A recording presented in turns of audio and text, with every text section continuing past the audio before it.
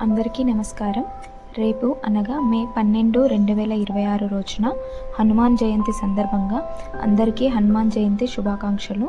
అలాగే హనుమాన్ జయంతి సందర్భంగా హనుమాన్ జయంతి యొక్క విశిష్టత మరియు పూజా విధానం గురించి తెలుసుకుందాము. హనుమాన్ జయంతి విశిష్టత. శ్రీరాముడిపై అచంచల భక్తి కలిగిన హనుమంతుడిని ఈ రోజున ప్రత్యేకంగా ఆరాధిస్తారు. ఈరోజు హనుమాన్ చాలీసా, సుందరకాండ పారాయణం చేయడం శుభప్రదంగా భావిస్తారు.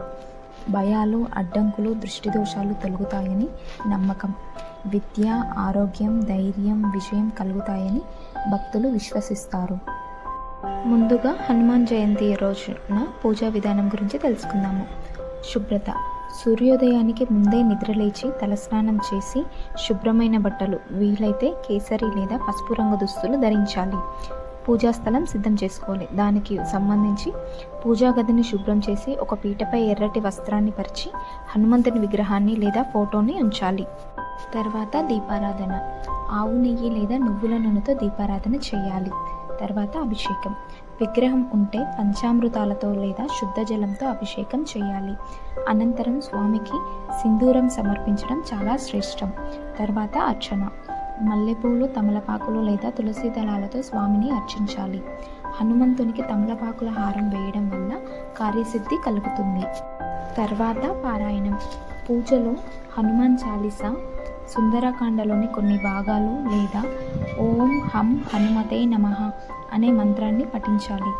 అలాగే నైవేద్యంగా వడపప్పు, పానకం, అరటి పండ్లు లేదా కేసరీబాత్ను నైవేద్యంగా సమర్పించాలి. హనుమాన్ జయంతి సందర్భంగా హనుమంతుడి పూజ విశిష్టత. హనుమంతుడు చిరంజీవి. భక్తులు ఆయన్ని స్మరించుకుంటే కలిగే ఫలితాలు అమోఘం. భయం నుండి విముక్తి. శనిదోషాలు ఉన్నా లేదా మానసిక భయాలు ఉన్నా హనుమంతుడిని పూజిస్తే మనోధైర్యం లభిస్తుంది. అపారమైన శక్తి. అసాధ్యమైన పనులను కూడా సుసాధ్యం చేసే శక్తిని హనుమంతుడు ప్రసాదిస్తాడు. అందుకే ఆయనను సంకటమోచన్ అని పిలుస్తారు.